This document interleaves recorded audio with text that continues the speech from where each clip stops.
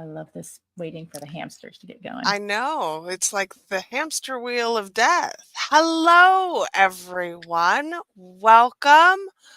I am Briar Harvey. This is the Neurodiversity Media Network, and we are here today with the fabulous Heather Claus for another episode of the Neurospicy Guide to Dating.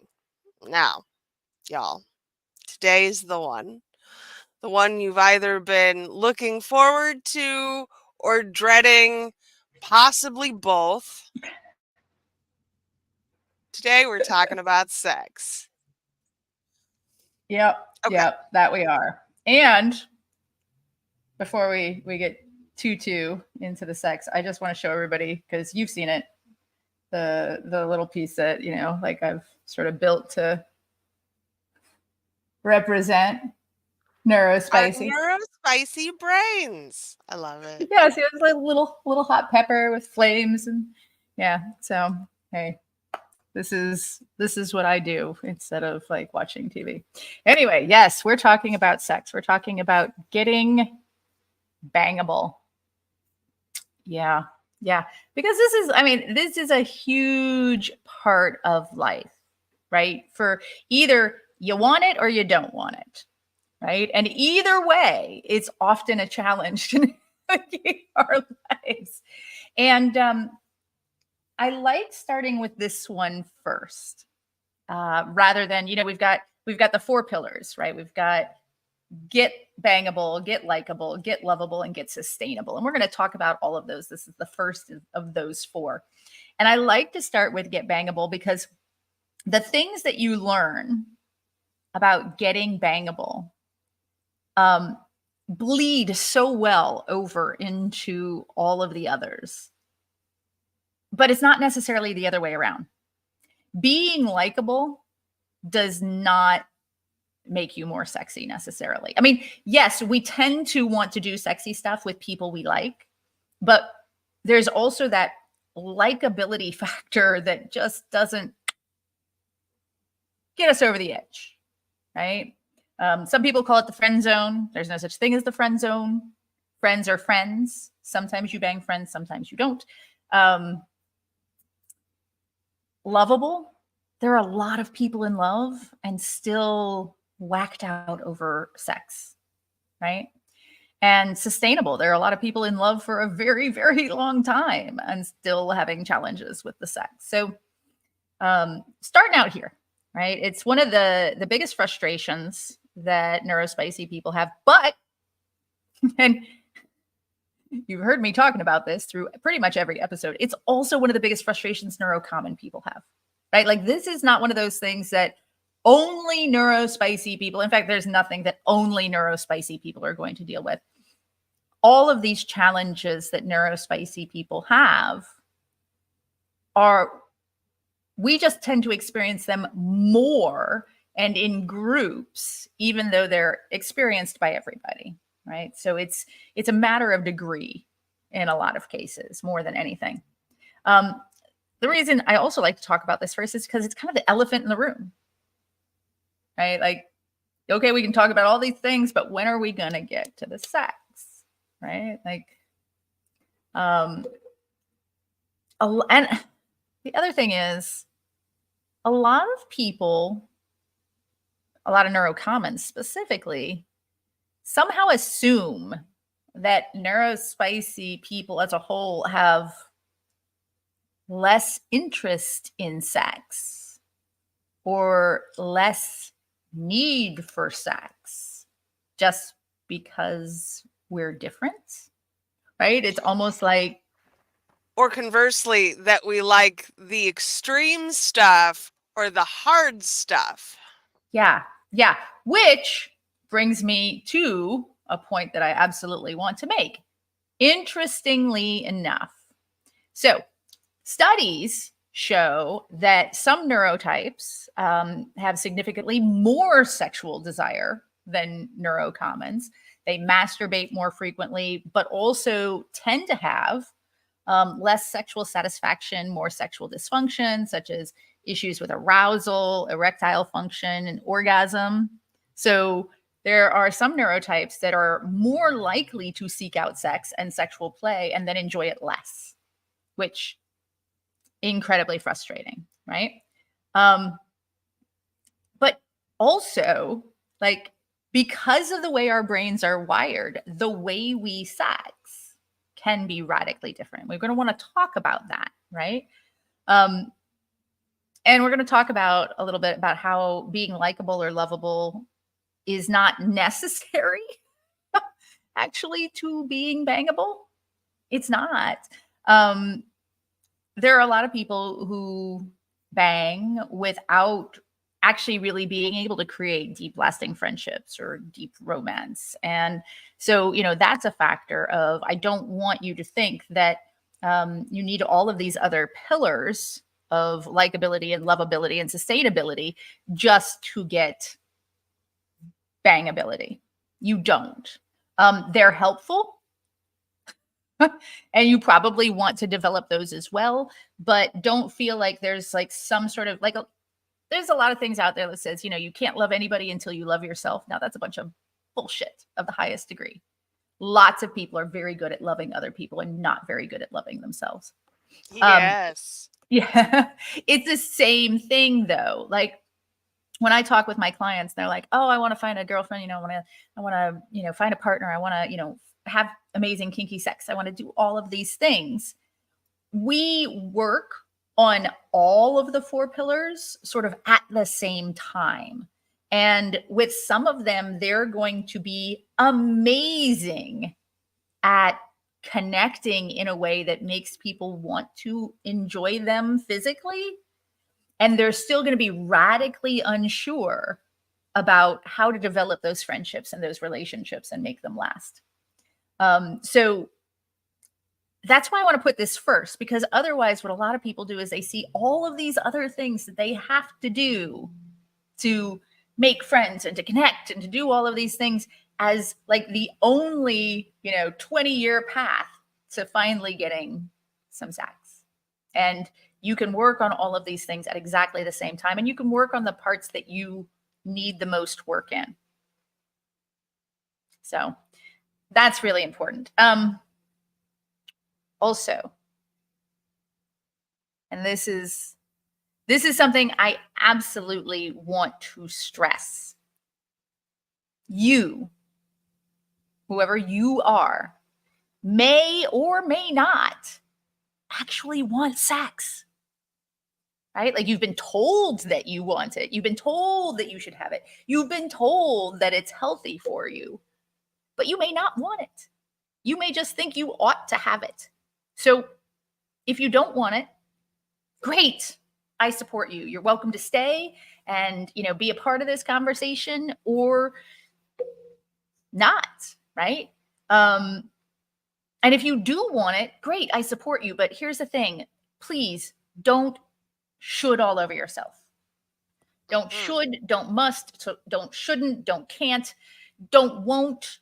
In other words, don't allow voices of other people, in your head from your past or your present tell you what is right or wrong without some pretty serious thought on your part.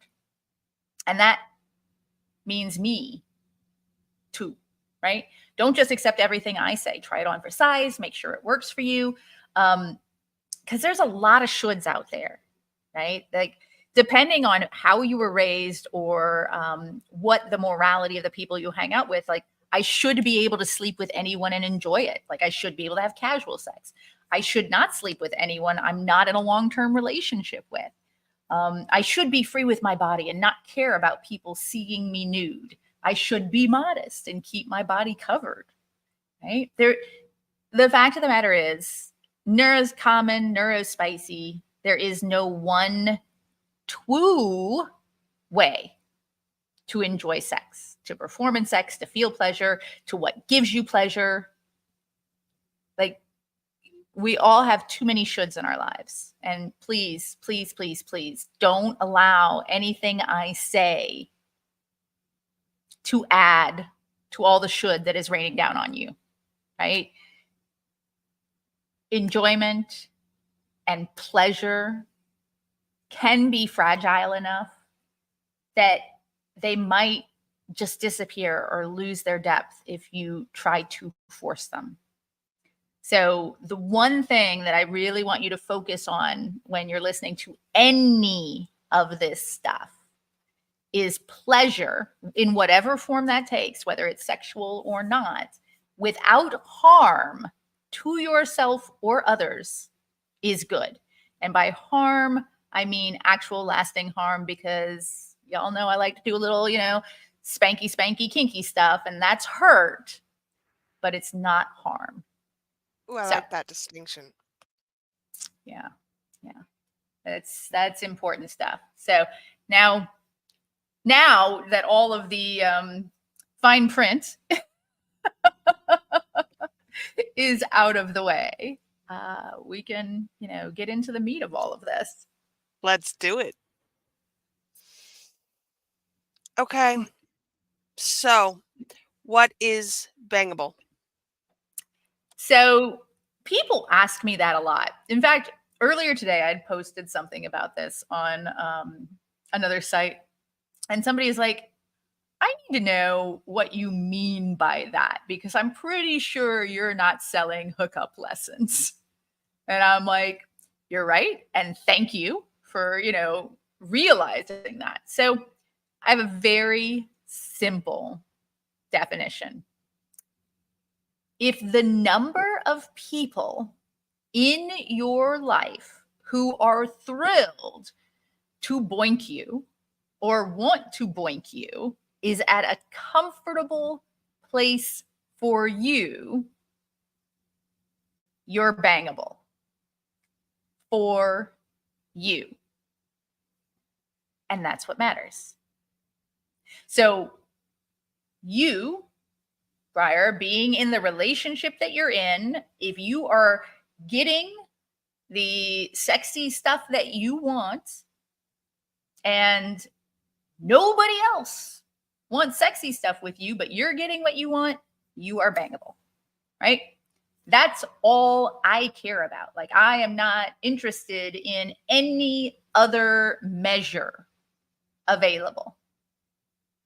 It's about you and feeling like the number of people who want to do the four-legged frolic with you is at the level that makes you feel happy and comfortable and bangable. Right? So we're all different. Mm-hmm. Some people are going to stop at none. Some people are going to stop at 1. Some people are going to stop at, 342 or, whatever. No judgment. Get what you need out of life.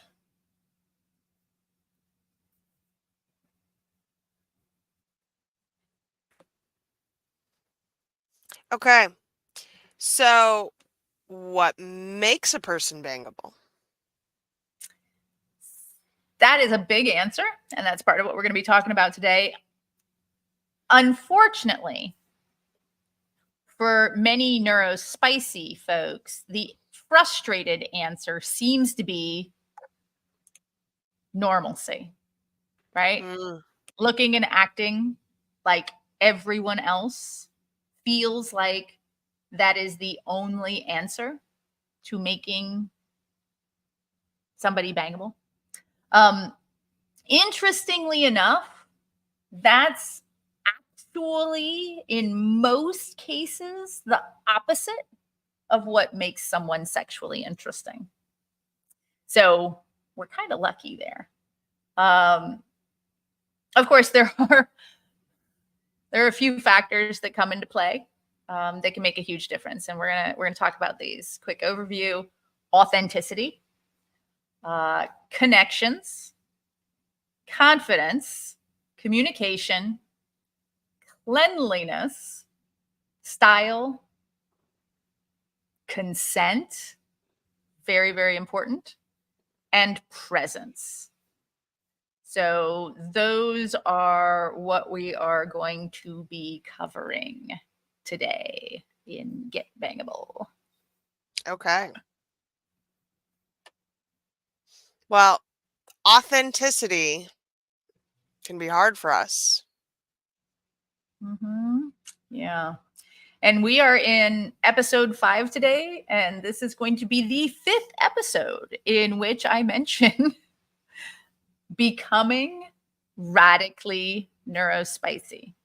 Like owning your, not just yourself, but owning all of your differences, being open and honest at all times, and inviting other people to opt into your life and challenges, and doing your best to improve your results in life, in love, in relationships, in sex, through personal understanding and finding the right tools for your flavor of neurospiciness. And one of the reasons that, well, the reason I put this first is because, well, Briar, you and I, prior to this recording going on, we're talking about our toxic traits. And I said, my toxic trait is I have like 8,000 text documents open. About half of them are untitled. And, I used to be that way with tabs. And your toxic trait is, picking up every new shiny productivity tool, right? A toxic trait related to inauthenticity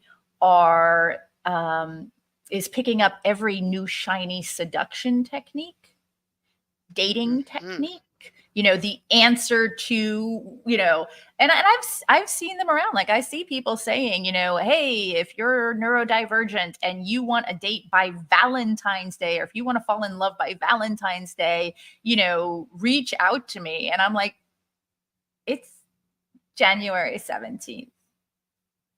Do you really think that you're going to sit there and use your amazing brain to somehow manifest love in a month?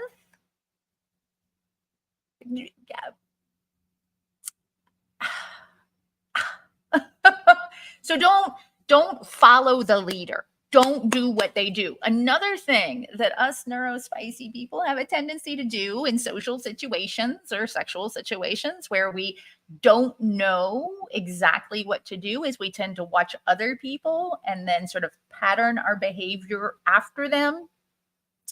Now, I will tell you that doesn't work. And the reason it doesn't work is because we are not them. We don't have those specific relationships in place. We don't have those personalities. We don't have those built-in understandings. There are a lot of people who on, let's say Facebook. I was going to mention a kink site, but let's even just say Facebook, who will get onto Facebook and they'll look at a picture, Instagram. They'll look at a picture of an attractive human, right? And they will think, well, gosh, I really want to say something. So they'll go into the comments and they'll read what people are saying to this attractive human. And then they will say something similar.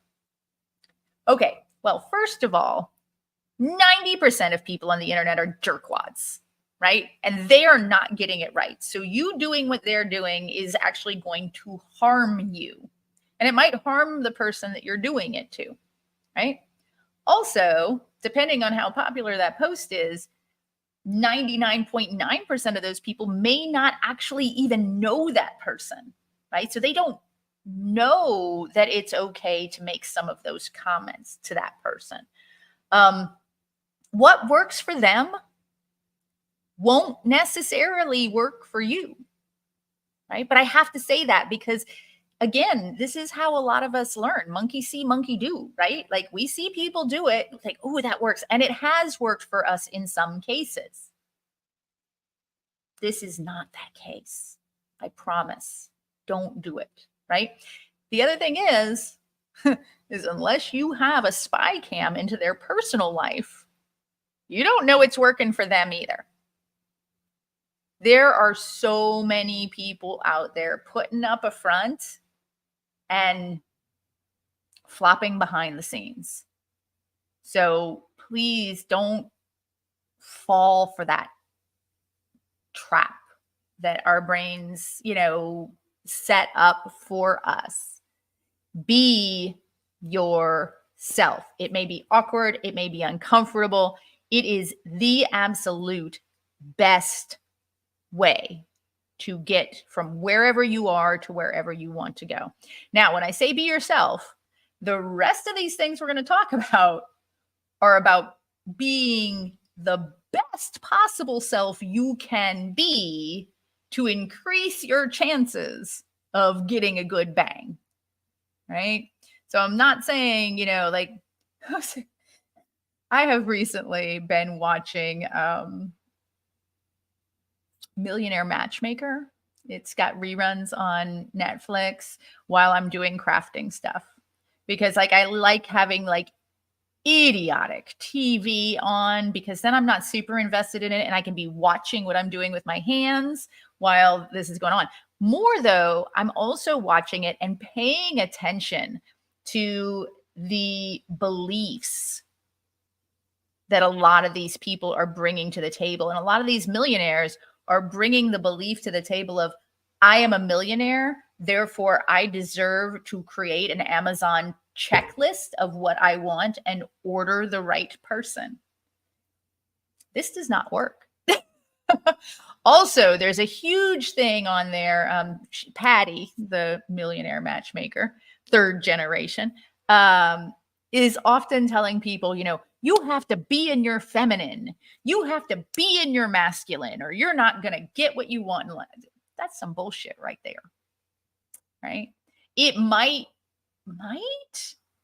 have worked back in 2010. I'm thinking not. But what if you're not feminine?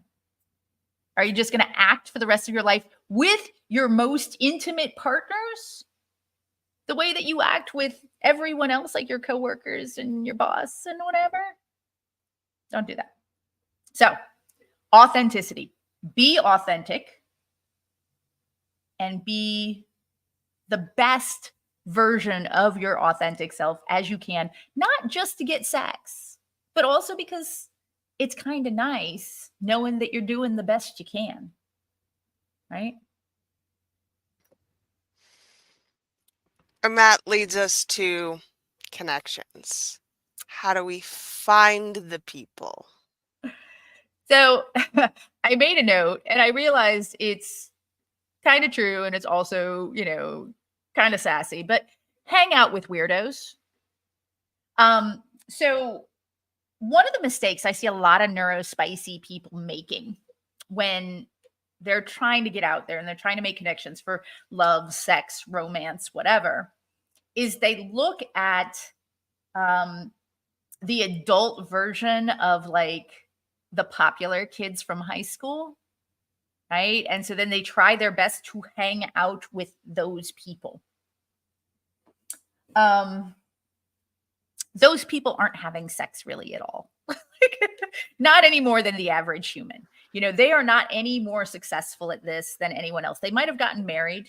They might have had a few kids. They're probably having, sexual problems on the rocks. Don't think about like, I have to fit into a particular social circle, right?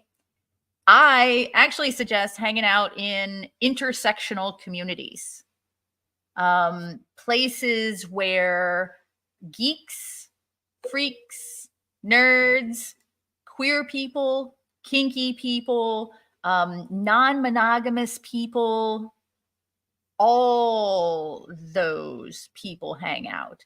And I will tell you this, I have personally found that the more neurodiverse a community is, the more sex they're having. And like, I thought that maybe I'm just imagining things, right? So one day I decided to do a deep dive. Well,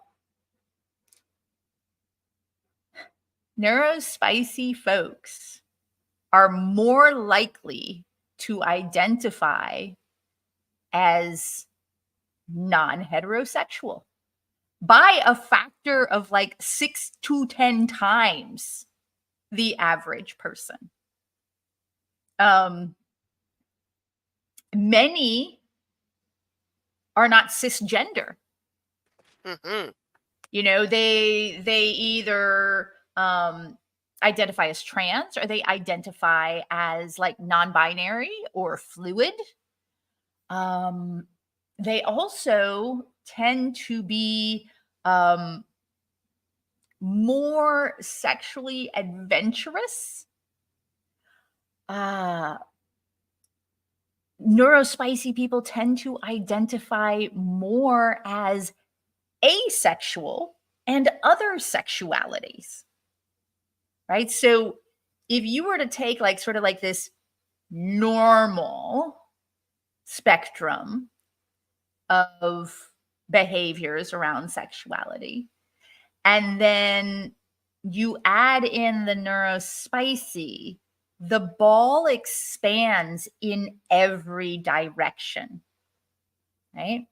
And the interesting thing about it is that these intersectional communities, where everyone from the wild sex perverts to the asexual cuddlebugs are brought in and accepted, they're having radically more sex, and in some cases, radically less sex, but more intelligently and more passionately than the kids from high school who are always talking about getting laid. Right? What is queer? So I don't know how many of you out there are near my age, but I've had a rough history with that word. Mm-hmm. I've had friends that were queer bashed. I've had friends that were put into the hospital to that term. I don't personally use that word for myself. I prefer pansexual. I prefer the alphabet mafia. But I embrace the word queer as in queering the system. So whatever the norm is, if you are outside the norm and you truly embrace that, if you are radically neurospicy, you could also already start including yourself as queer.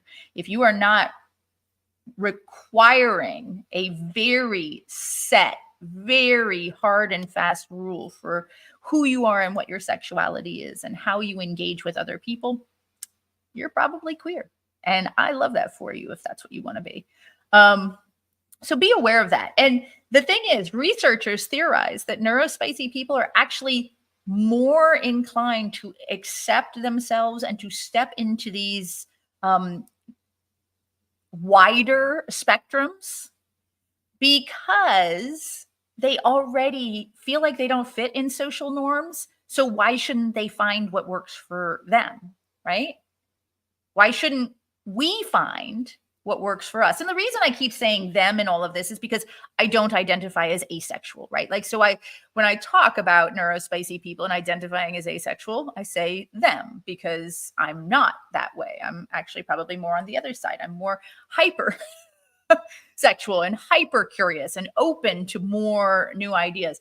But you're going to find a lot of neurodiverse individuals within incredibly accepting intersectional, well, that too, intersectional communities of queer spaces, kink spaces, non-monogamous spaces. Think LARPs, right? Role playing, gamers. I don't know how many cons you've been to, but there is a lot of hypersexuality going on. And there's a lot of people saying, I just want to dress up in fun costumes and cuddle, right? Either way, super accepted. And you can't look at those people and say, well, the only reason they're getting sex is because they were, the jock or the cheerleader from high school, because that is absolutely not the case. So if you are in your neurospiciness more likely to question norms, then you're also more likely to fit right into a non-conforming, group of people whether you feel cis or ace or hyper or anything, the idea is to be accepted and exploring whatever those norms are for you versus trying to fit in to something that just doesn't work. Mm-hmm. Which brings us to confidence, right? Mm-hmm. And knowing your strengths and weaknesses and how you make those work for you. Right. So, like, you can see there's a pattern here, right? We're starting with authenticity. And then we're looking at, do I keep trying to shove myself in, this, I am a octagonal or, octopedal shape, trying to fit myself into something that, just does not fit me. And once we learn to be authentic, and once we find those people who are intersectional and accepting, confidence becomes seemingly more attainable, right?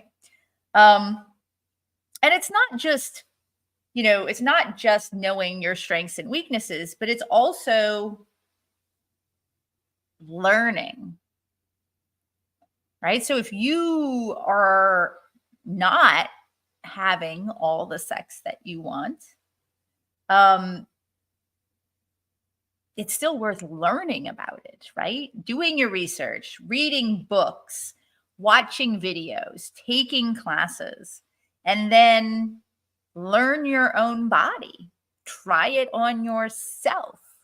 Like, masturbate, use toys, touch yourself, see what feels good, learning what feels good to you, and being able to provide yourself that can be a huge step in confidence working with other people, touching other people, that sort of thing.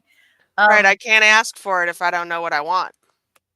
Ding. Yeah, which is why this part, this confidence and building your confidence of sexuality and the techniques that you could use. Now, granted, if whether or not you have, an outie and you are learning about techniques for, giving a BJ, unless you are very, very flexible, even if you have one of your own, you're not going to be able to directly practice on yourself.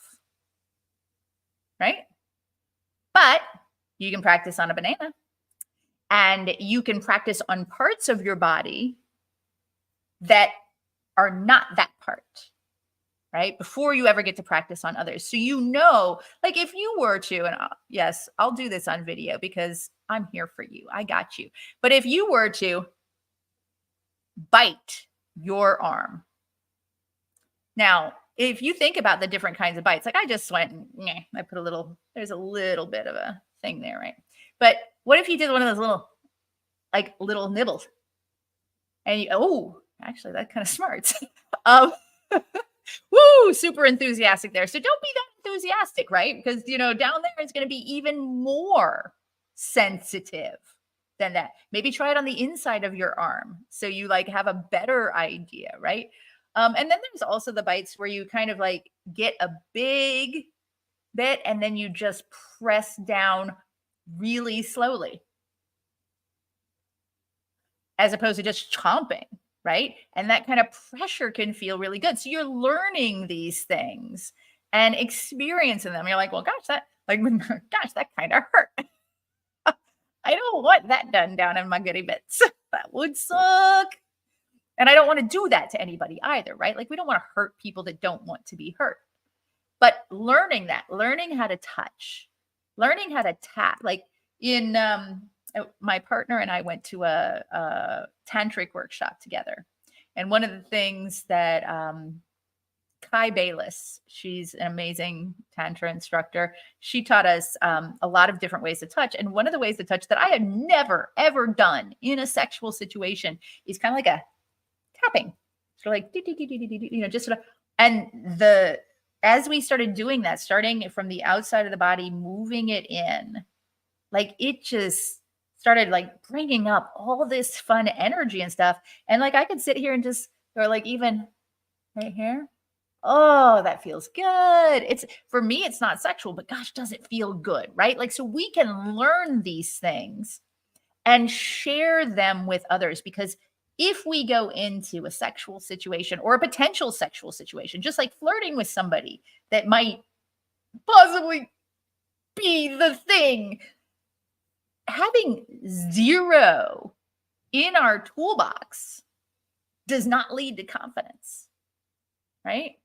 But knowing like all of these things that we've tried, we're like, ooh, I like this when this happens, and I like that when that happens. And then offering that to them gives us more to bring to the table, right? Being full of things that we enjoy and that we'd like to share with others helps in sexual confidence. Also, I'd like to mention the idea of taking lessons. And now I already mentioned books and videos and classes. What I mean by lessons are actual physical in-person lessons. So sex therapists are a thing. Sex workers are a thing. I personally think that they are both incredibly valuable and highly recommend them when you're feeling unsure, because A, you are paying them to be professional, and B, they have a lot they can teach you and will. They will not lie to you to make you feel better about skills that you don't have, right? They are there to provide a service, and it is an excellent way to learn things. Another important thing when it comes to confidence, where a lot of people are super not confident.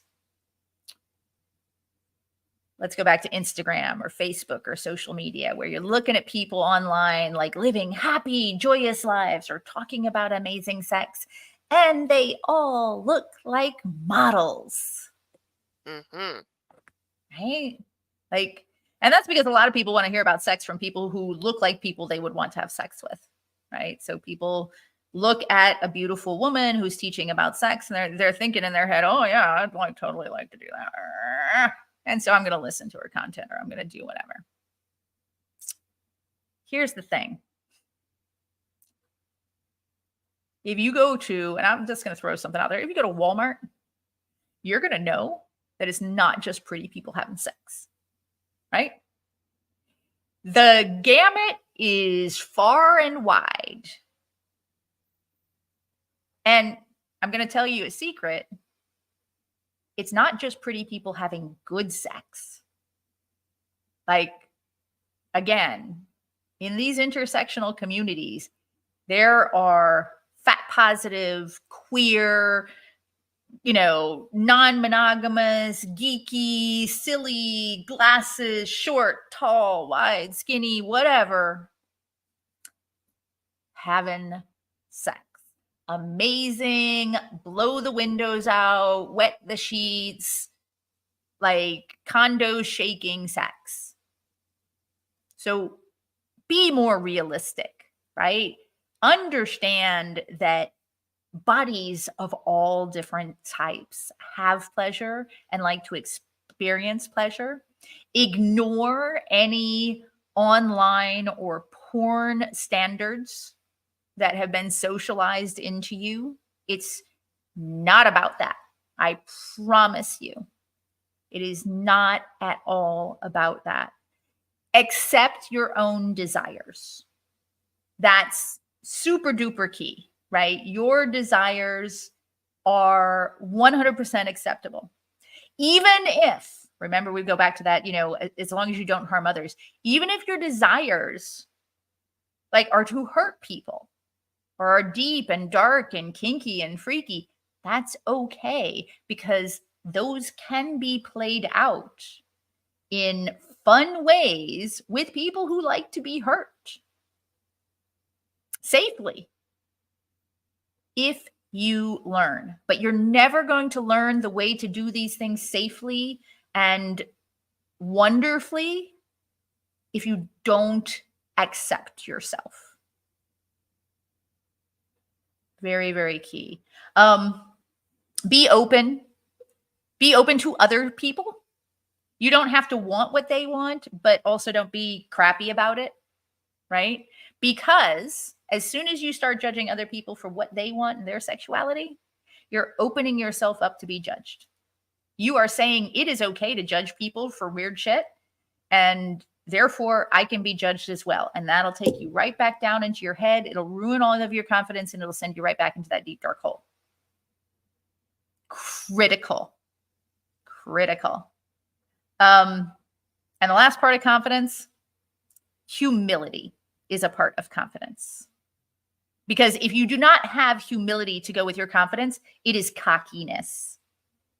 And nobody likes arrogance or cockiness. Well, that's not true. A lot of people think they like it, and then they find out they don't really like it. But you can be confident in what you do know and what you're okay with, and still say, I don't have a lot of experience with that. Very, very important to authenticity as well. Okay. So this next one's tough for us. Cleanliness, y'all.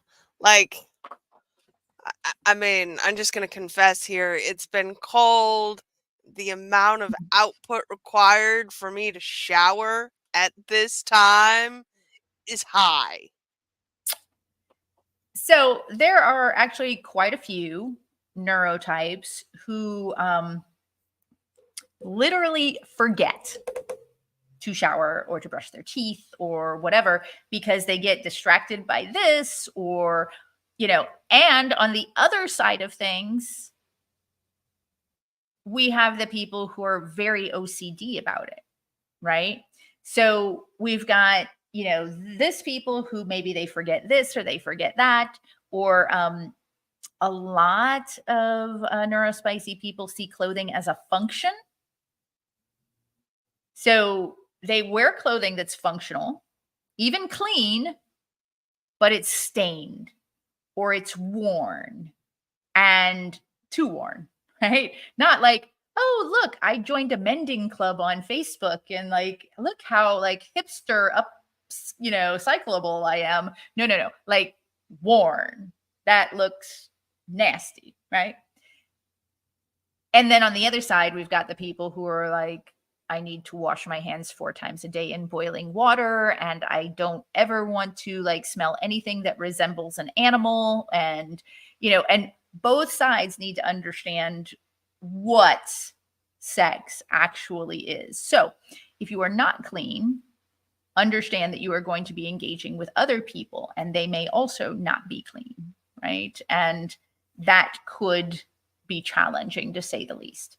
And when I say clean, I think that it's really important to note here, when I talk about clean versus dirty, I am not talking about STIs or STDs. That is not how I refer to them. I actually have, and I tell everybody this, I have HSV1. I was born with it. I am HSV1 positive. I am not dirty, right? And so understand that that's not the language I'm talking about. What I'm talking about is if we are going to be coming into physical contact with another human and we are going to be engaging in intimacy, we want that to be as clean as possible. Now, that doesn't mean that there aren't those people who are going to be like, go take a shower and then go outside and mow the lawn and then come back in all sweaty. That's a different kind of sweaty than you have been out in the heat for 3 days without showering, hiking up a mountain, right? And the reason I talk about cleanliness is because it needs to be talked about sometimes. And it's one of those things that until you start to focus in on how other people can perceive engaging with you physically and not think, oh gosh, this person constantly has dirt under their nails, right? Where are those fingers going to be going? There's going to be challenges. So we want to be very, very careful with, how we present. And because cleanliness or lack thereof is a part of how we communicate to others, right? So we were talking about communication and knowing your strengths and weaknesses in order to communicate those to others. Also, this goes along with cleanliness and other things, some neurotypes have great sensitivities. Sensitivities to sight, sensitivities to sound, sensitivities to smell, sensitivities to taste, sensitivities to texture. Knowing as much about those sensitivities as possible can only help you in your sexual journey. Because if you know, like, for example, I knew somebody years ago, the physical touch of something satiny on their fingertips made them like literally gag. No reason, couldn't figure out any reason, but that, and then starting even eventually, it was even looking at like that particular like shine that satiny stuff has would make them start like getting all stressed out. And so knowing this is a huge help, right? So when you're talking to your partner, you can say, hey, by the way, I really love lingerie, but if you're wearing something satiny under there, how about we just take that right off? I don't want you to like feel uncomfortable or anything, but satin is something that just, it will not be sexy. I promise you this. And I feel like super sexy with you right now. And I don't want to ruin that, right? That's that kind of humility that goes along with confidence, the confidence to speak up and say, if this happens, I would rather tell you that it could happen and how not to do it than to like try to keep it to myself and cross my fingers and hope that I'm not going to barf on you. Like, because there are a few people into that, not enough for me to suggest that as a particular dating move, right? So now if you are in a partnership, right? Because I'm talking about like getting bangable, whether you are in a partnership or not in a partnership. If you're in a partnership, be like open to communicating with your partner on like specific signals that you can respond to. Like, and a lot of neurospicy women specifically, although it does also happen to other genders, let's say especially neurospicy AFABs or vagina havers, getting to orgasm is like a whole journey. And for certain neurotypes, anything in the middle of that could throw that off, right? So when they start feeling themselves like getting a little distractible or a little bored, being able to do a quick tap tap on the shoulder, change things up, right? Keep me going in the right direction, but change things up. Or, a little like, I was just going to say, or just kick them in the head and tell them they need to stop that right now. But no, I don't mean that. I mean, build in your signals, create your languages, create your requests to share with each other what is or is not working. In kink, we have green, yellow, red. Green, this is really working for me. Yellow, warning, things are starting to go a little wonky. Red, stop, right? The safety light system, or it's also, people use that for safe words, right? You can use something similar without speaking. You can use taps, you can use rubs, you can use like all sorts of different things so that you can get more deeply into the experience and still communicate, right? And that leads us to style, right? Oh, yeah. Yeah. The way that we bang each other is about technique. Some It of us is. need better technique. Yeah. And that's where going back to learning really makes a difference. And the thing is that when it comes to learning, you can learn what works for this person 100%. And then you meet somebody else, and all those things go out the window. Right? So learn as much as you can, have as many tools in your sexual toolbox as possible, right? So that no matter who you are with, you have options to try. They may like toys, right? Some people need that buzz of like a vibrator or a Hitachi wand or whatever to really get them going. Some people, I was on Facebook today, and in one of the polyamory groups, there's a polyamory, I think it's poly memes is what it's called. And there was that meme where you've got like the guy and the girl walking, and the guy's turning around and looking at the girl, and like Yes. The other girl's like, what? Well, this one was opposite. So it was a girl and a guy walking, and the girl's turning around watching a guy that just went by. So there's two guys and the one girl. And the guy that is with her has the word length over him, and the guy that she's looking at has the word girth over him. And somebody posted like, am I right? Right. And then said, well, some people will say both. Right. So I wrote in and I'm like, yes, both. And can we get some appreciation, for the tiny treasures? Right. Like your jaw doesn't hurt as much. Right. Like they're just so much fun to look at. Like they're so cute and non-threatening. There's just so understand that you could physically be the studliest of all porn studs. And there's going to be someone out there who does not want what you have to offer. Mm-hmm. Okay. It looks like I froze there for a second.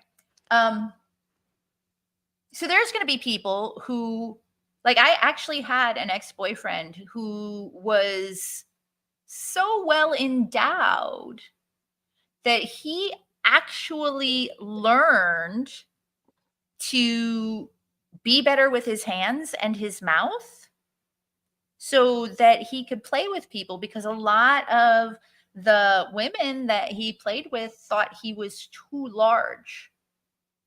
Right? So that's really important. What are your options?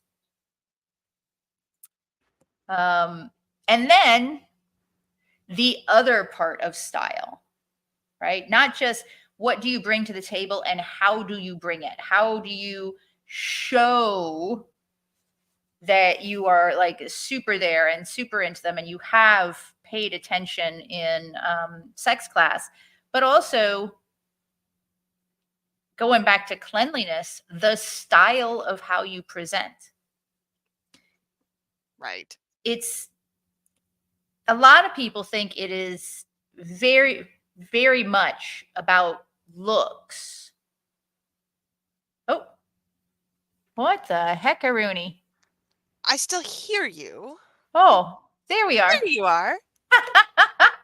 Okay. I all of a sudden my browser just refreshed itself for no obvious reason. So the other part of style, right?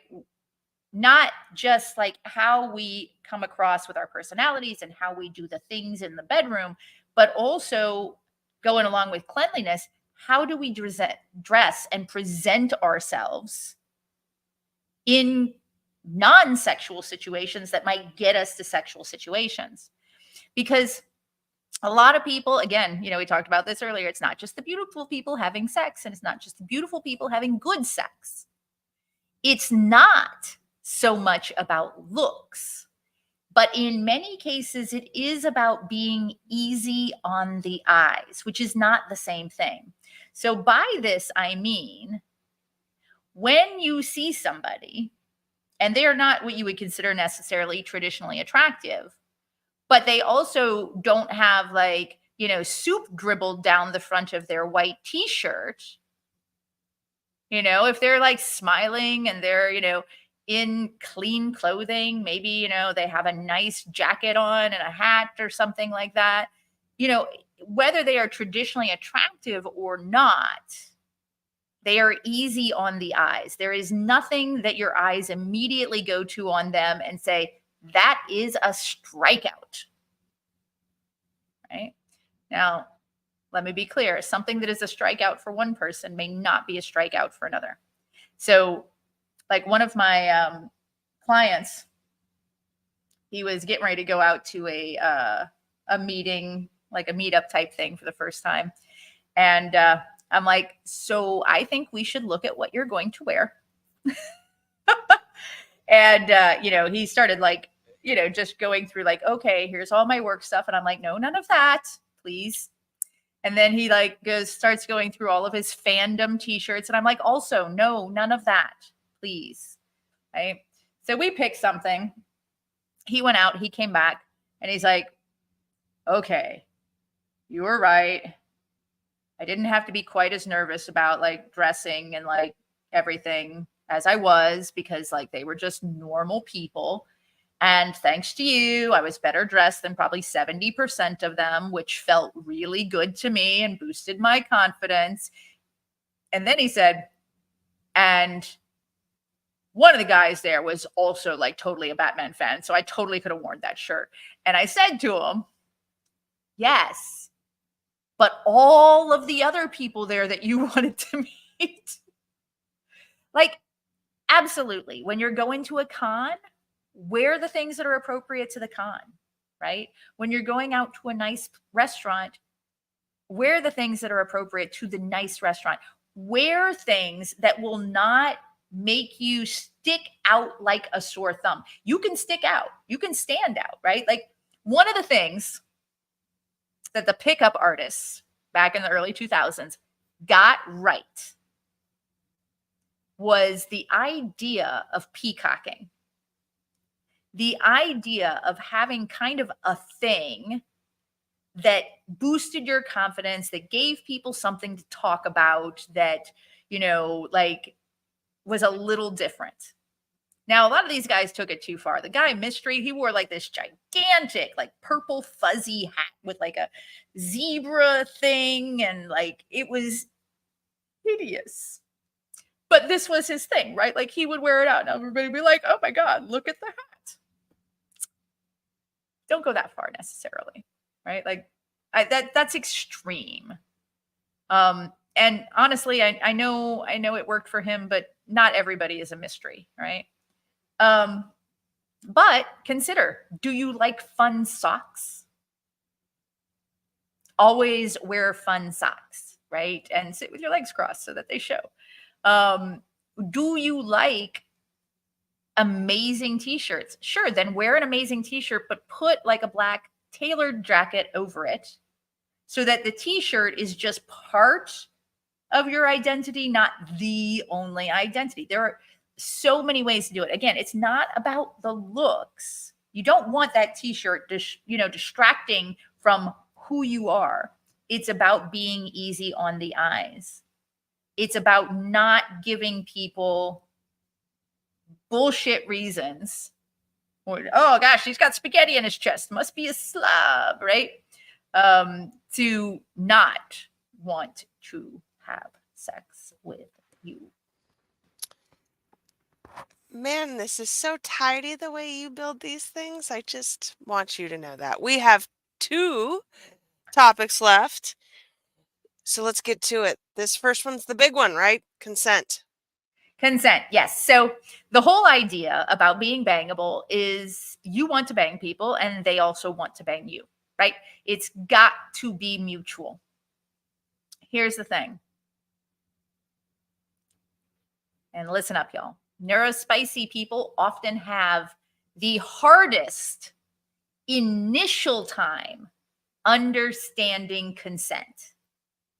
We're often not great with like high context communication, which we'll talk about later in the series. We're often not great with subtle cues. We're not great with anything that isn't perfectly direct, right? I'll give you hope though. Almost all of the neurospicy people I know who care about consent understand it much better than neurocommons, because they realize that once consent becomes a function of their world radically improves in every single way. Mm-hmm. Boundaries and consent, huge. And if you haven't already figured it out, 5 episodes in, boundaries is like pretty much the entire purpose of this series, is to help you understand what is you and how do you protect that, and what is not you and shit you don't have to deal with. Consent is all about that. In a perfect world, if you said to somebody, hey, I would like to do the sexy things with you, every human that you possibly said that to would feel entirely comfortable responding back to that with what they want and don't want. Every single one of them. And they would not hold it against you for asking, right? That would be a perfect world. Wouldn't that be lovely? Yeah. The world is not perfect. Lots of people have issues around being direct. Lots of people don't want to hurt anyone's feelings. Some people have trauma around being asked for things, being asked for the same thing multiple times, and may feel pressured even though you didn't pressure them. Some people genuinely don't understand they haven't said no in a way that you can hear it and understand it. They've said, I'm not feeling it right now. Okay. Like that's where a lot of neurospicy people are going to be like, okay, so maybe tomorrow, maybe next week, maybe the time after that. Or how about later tonight? Do you think of this? What do you think of that? Okay. And that person is trying very hard to be accommodating, because what they heard is not right now. So they're like, okay, not now. When then? That way I will stop asking, because I will know when. This will be clear and direct. And the other person is like, they just wouldn't shut up. I said no. No, you didn't say no. So again, this is where a lot of neurospicy people get really tripped up. And this is why people don't have sex with them, because they can't take a not right now in a way that doesn't make it no, never. They weirded me out, right? So as a neurospicy person, I hate to say this. In fact, my friend said to me the other day, and this was about something different, but my client said this in a very, very nice way. He's like, I really like learning all of this. And I really, really hate that it feels so unfair that it seems to be my responsibility to do all of this stuff. And I said, life isn't fair, right? You have a gift that is amazing, and you are an amazing human being. And in order to share that with other people, you have to be able to communicate that. And doing all of these extra things is how that happens. But also understand you're not just doing it for you, you're doing it for the people in your life. And you're doing it for all of those other people who are like you now. You're modeling that behavior. You're creating a world by doing this thing that makes it easier for them to follow. And that's really, really important. So it's up to you as a neurospicy person, as a human, but especially as a neurospicy person, to find a way to make sure that anyone around you feels comfortable turning you down. So, the way to do that. Now, let me be clear. Again, some people have trauma. It's going to be very, very hard for them. There are going to be some people that neurospicy people of certain neurotypes will never, ever, ever mix with, right? Who I am as a person does not mix well with anyone, neurocommon or neurospicy, who has like super anxiety or anxious attachment disorder. Like that drives me insane. I can't help it. Like if I want to ruin my mental health, that's the way to do it. Right? So I have to protect myself.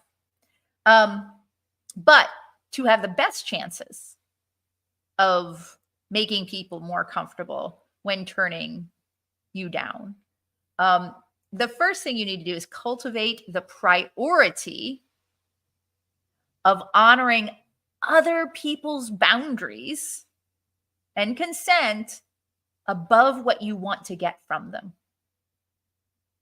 And the best way to do this is to think about how amazing the world would be if everybody honored your boundaries and consent above what they wanted to get from you.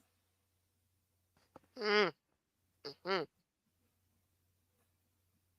And to think, if somebody absolutely doesn't want to do something with you, no matter how badly you want it, before you know that they don't want it, do you really want to do anything, especially sexual, with anyone who is not 100% enthusiastic and engaged? I'm hoping the answer is fuck no, Nookie. No, not for me. So cultivate that priority of honoring other people's boundaries above what you want from them, even if that means you not only don't get what you want, but you may miss out on some of what you might have gotten if you continued the pressure tactics. Because the reason a lot of us do pressure tactics is because we have learned that they get us what we want. But if we have to use pressure tactics, do we really want what we get? And the only way to know is to be present. The only way to know. Yep. So you have to be present. You have to pay attention to their boundaries. You have to pay attention to their consent, because if you are present and you are involved, you will get more of what you want. Because what a lot of people will do when we meet somebody, most people will say, okay, blank slate. And then our behaviors either add pluses to our engagement or minuses. And if we're pushy and we seem like we're trying to constantly get something out of somebody, that person will set boundaries as hurdles to jump over to protect themselves before boundaries would even need to be set with somebody who was not being that way, right? So if somebody can just enjoy your presence and your consent practices, they won't feel a need to say, oh, don't touch me when you accidentally brush into them or whatever, because you're not making them feel uncomfortable. So, presence.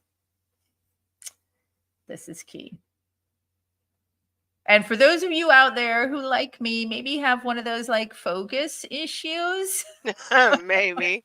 This is hard. Focus on your partner and only on your partner. If you are not present, you are not sexy. You cannot be sexy if you are not present with your partner or your wannabe partner. It's not possible. Above physical shape or money or status, the thing that most people want. And think about this yourself as a neurospicy person. The thing that most people will find sexiest or value the most in a sexual encounter or a like encounter or a love encounter is feeling seen and understood and accepted and honored. And that means being yourself and being present, watching for anything that looks like, oh, maybe they're not starting to enjoy this. Like maybe they were enjoying it and now they're not enjoying it. I'm going to pause and I'm going to say, hey, let's do a check-in. How is this working for you? Because I absolutely, positively want this to be as amazing for you as I hope it's going to be for me, right? That goes back to confidence, right? The humility to know that you may not be hitting all of the buttons and that they may not have the confidence to speak up. So you invite them to, you do it for them.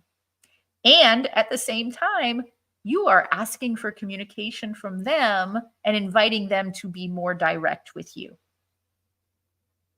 I had a partner who asked several times in one night about consent to proceed further. And the next day I said, oh my gosh, that was super cute. He said, well, two things.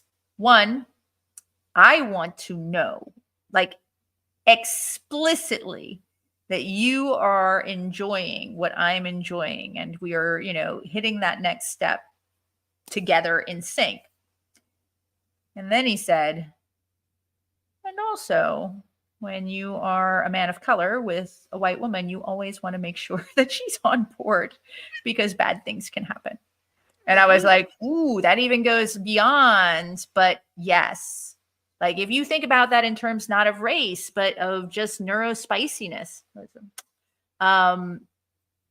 there's a lot of good reasons to make sure everybody is on the same page, right?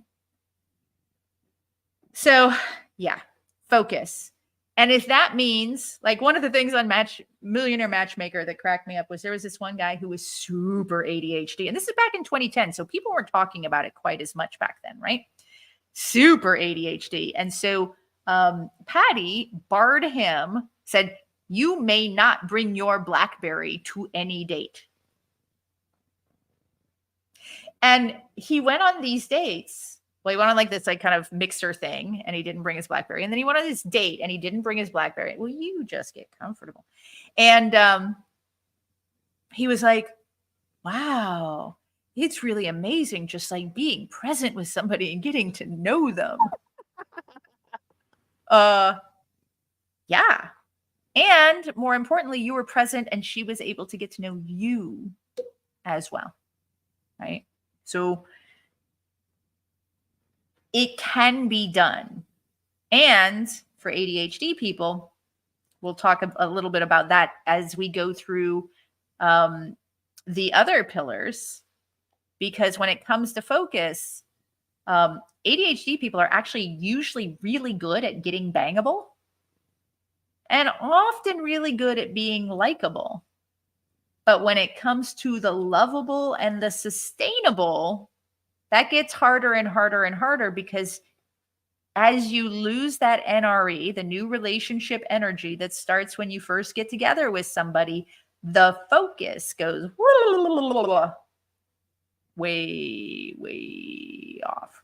So that's going to be a big part of, understanding where these different neurotypes that we have, again, not diagnoses. I mean, although when we talk about ADHD, we're talking about a lack of focus, but other people have lack of focus as well. Menopausal women, for example. I have no idea what you're talking about. It's not a focus thing necessarily. It's definitely a neurotype.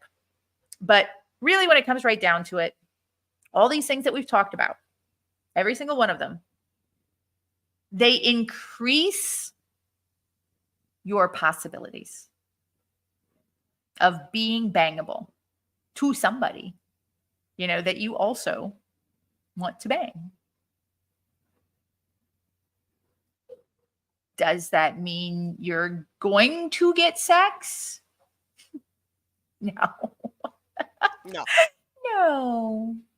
And I promise you, even the most neurocommon of neurocommoners strike out far more often than they want to. So what does it mean? Right? It means that if you want sex, you are more likely to get sex if you improve in these areas, whether you're in a relationship or not in a relationship, right? It means that when sex is brought to the table, potentially, you will be more prepared to seal the deal, right? It means that you will have a better idea of what you might desire if another person offers sex to you.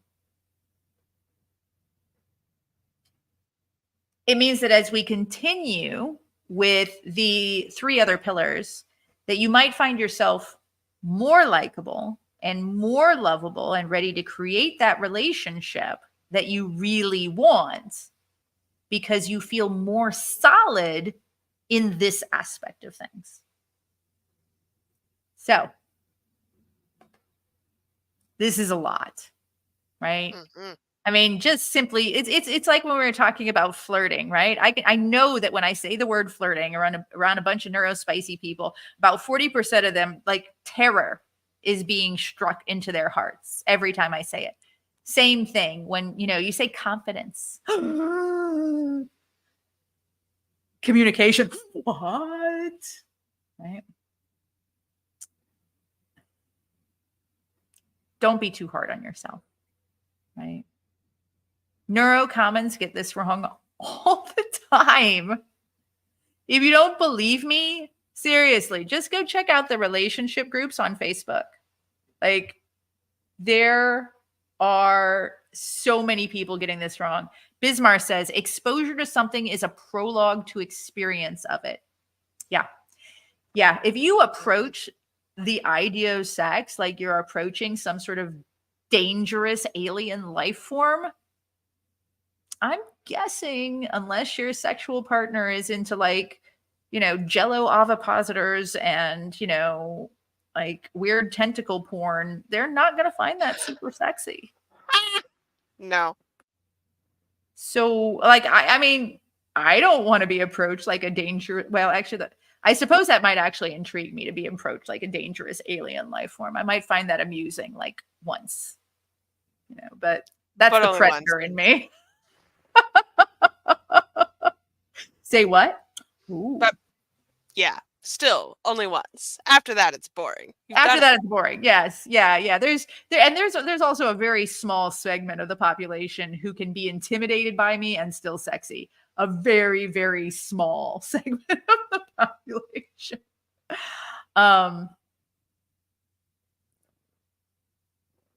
The thing that I have found really about sex, neurospicy, neurocommon, whatever,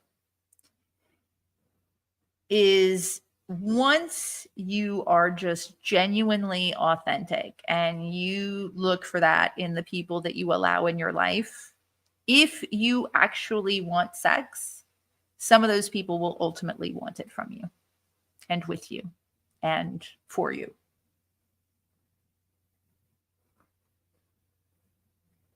That authenticity, the boundaries, the consent, figuring out who you are and how to be as radically neurospicy as you can be, that's the hard part.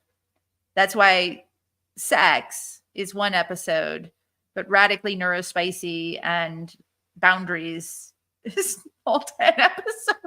Is the whole thing. The whole shebang. Every single one of these things is really, really coming down to who are you? Who do you want to be? How much of this is changeable and mutable and, impactable? And how much do we want to change and impact?